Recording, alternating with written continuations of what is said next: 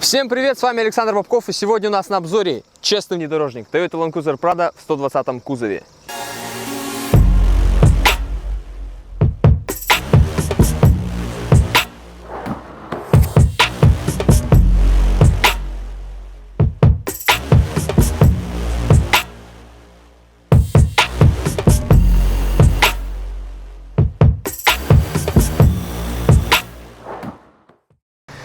Итак, конкретно этот автомобиль в комплектации 2,7 литра, пятиместный, рамный внедорожник.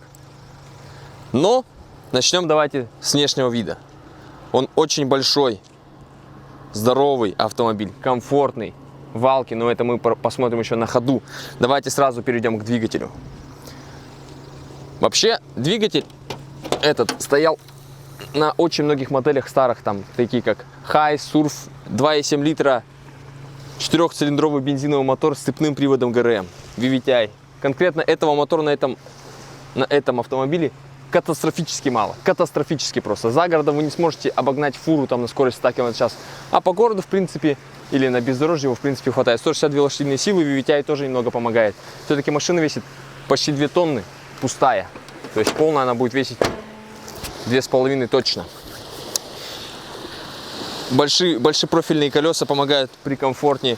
Простая подвеска без пневмо, без ничего. Просто пружины, амортизаторы и все такое. Минус тоже. Везде дисковые тормоза стоят, но минус то, что их тоже катастрофически мало на такую массу. Когда вы хорошо разгоните, будет несколько раз оттормаживаться, тормоза начнут пропадать, суппорта клинить и так далее. Давайте посмотрим его с этой стороны. Давайте посмотрим на салон. Вообще, эти автомобили очень практичные. Знаете, это как пара джинс. Вот джинсы одеваете, в них можно пойти на дачу, можно поехать за город, можно поехать куда-нибудь на вечеринку, на праздник и так далее. Очень практично. На бездорожье, на дачу, в лодку привезти, еще что-то без проблем. По городу очень комфортный. Какая хорошая мозаика чувствуется. И это, кстати, самый дорогой автомобиль, участвующий в нашем тесте. Дверь задняя открывается в бок для 7-местных версий, но как бы оставили так. Единственное неудобство это вот на тесных парковках ее открывать не очень удобно. Она очень большая, но нет запаски, так что она в принципе легко открывается. Ну, как видите, походная. Все прямо люди в походы там туда-сюда. Все-таки это внедорожник, не будем об этом забывать. Постоянный полный привод с понижающей передачей и блокировка межосевого дифференциала также. Очень удачный кузов на самом деле. После него мне, вот, лично мое мнение, он не нравится. Он выглядит как бегемот какой-то, а до него слишком обмылок, не выглядит как Land Cruiser, понимаете? Ну, давайте перейдем к ходовым испытаниям, а там уже сделаем итоги.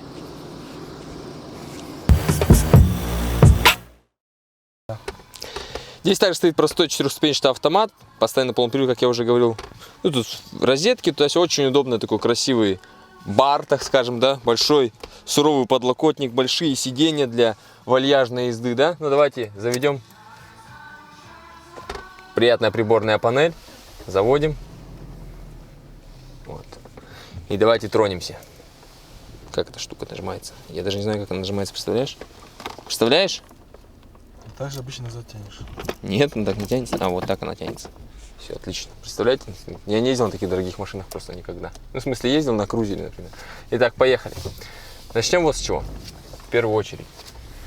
Машина очень валкая, очень комфортная. И в ней есть, знаете, какая-то уверенность, что вы проедете везде. Это очень внушает, знаете, такой мужественности автомобилю. Хотя много женщин есть на этих машинах. По крайней мере, у нас в городе точно есть много женщин. Машина валкая, конечно, мы чувствуем, как болтается, но по городу не чувствуем кочек, спокойно едем, все-таки рама решает. Ближайшие конкуренты, такие как Pajero, например, у них уже идет встроенная рама, то есть он прыгучий, скакучий, а вот это именно такая вальяжная езда, размеренная.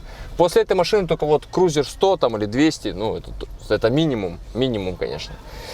Вот. Ну давайте посмотрим, как он может ехать по такой плохой дороге, немножко прибавим скорости и почувствуем шумоизоляцию, комфорт. Шумоизоляция тоже на высоте, кстати говоря. Мы почти не слышим ничего, и вот мы едем по плохой дороге и вообще почти не прыгаем. Очень хорошо идет. 4-ступенчатый автомат стоит, да, более на старых моторах стоял он. Потом уже заменили 5-ступенчатым, но это на 4-литровых версиях. Кстати, 4-литровая версия отличается от 2,7 небольшим там 2 литра буквально расход топлива, и зато у нее идет пневмо там и так далее.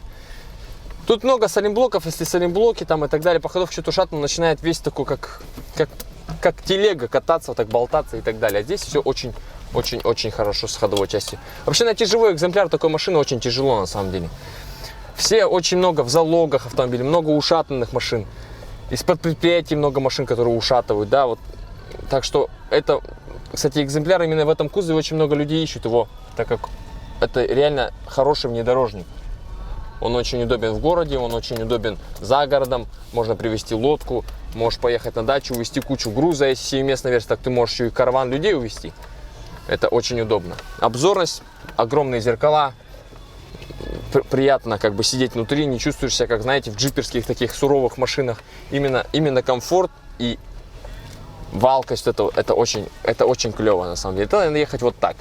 Поэтому это 2,7 литра двигателя хватает именно в городе ехать. Вот 40 км в час ты едешь и наслаждаешься ездой просто. Не надо никуда торопиться, едешь потихоньку и все. То есть вот так. Места сзади, как видите, тоже очень много. Там реально сесть можно за любым человеком, по-моему, с любыми ногами, наверное. Не будешь упираться в сиденье. Здесь тоже можешь подстроить сиденье под себя, очень удобно. Автомобиль, конечно, не для гонок. Тут мы не будем замерять разгон до сотни, потому что это бессмысленно. Тут разгон примерно около 14 секунд до 100 км в час, кстати говоря. Это очень много. Поэтому эта машина реально для города, для поездок в город, там поехать на дачу. Или, вот знаете, еще стереотип этой машины, вот у меня ассоциируется, знаете, какой-нибудь директор строительной фирмы. Вот ты едешь такой важно на работу, такой директор. Едешь, приезжаешь, приехал, поставил, ушел вот так вот, да. Вот. Примерно вот строительные фирмы даже примерно на такое же место все время расположены. Такие плохие дороги, чтобы ты нигде ничего не шкреб, не этого. И вот. Че? Открывают ворота своими вот этим пультом. Так важно, заезжают. И так вот обыденный день проходит. Как бы вроде машина ему не нужна такая, если он ездит особо по городу, да. Но вот именно престиж марки. Land Cruiser как бы. Кто-то говорит, что Prado это не до крузер, например, типа никто не дорос до крузера 100, покупает себе Prado. На самом деле это не так. Это более простая модель, более реально можно заехать куда-то в бездорожье, не так жалко как крузера там или Lexus. То есть именно такой, знаете, среднячок, очень удобный. И по обслуживанию, кстати, Prado намного дешевле выходит, чем крузер. У крузера все крузеровское, а здесь, в принципе, все подходит от сурфа. То есть база у них одна, и по запчастям, естественно, это выходит дешевле. Да, есть крузеры, которые там с 2 мостами, но слишком суровые, это их даже уже теряет смысл крузера даже, наверное. Ну, как бы изначально крузер, конечно, был создан для этого, но потом, как бы, люди же привыкли к комфорту, ездить комфортно, вальяжно, ездить там на вечеринки, ехать и так далее, как бы. Уже зачем вам машина на 2 мостах с таким? А здесь, как бы, спереди независимая подвеска, сзади мост. Ничего лишнего. Очень удобно и практично. И можете поехать, реально сказать, приехать в клуб, сказать, я езжу на Land Cruiser. Не обязательно говорить, что вы ездите на Prado, просто говорить, что вы ездите на Land Cruiser, и все вам поверят, понимаете? Вот такие дела. Черная кошка, кстати, дорогу перебежала. Это, наверное, плохо. Но мы не верим в приметы. На самом деле сегодня мы... И вы не верите. И вы не верьте. На самом деле мы сегодня очень серьезно, никакого юмора, исключительно серьезный обзор серьезного автомобиля. Эти комментаторы постоянно говорят, что мы нищеброды. Вот вам нищебродский автомобиль. Теперь мы нищеброды, по-вашему? Нет, мы крутые ребята. Вот такой вот. Это мы вырежем. Надеюсь, да? Романтичная штука, я ехал и ржал от нее, реально, блин, было смешно. Такую романтику внутри создать. Что, поехали? Итак, подведем итоги. В общем, автомобиль честный внедорожник, настоящий, с полным настоящим приводом, без всяких электронных помощников и так далее. Реально как пара джинс, которые удобно носить в любой обстановке, в любом случае. Так что подписывайтесь на мой канал, ставьте лайки и все. Всем пока!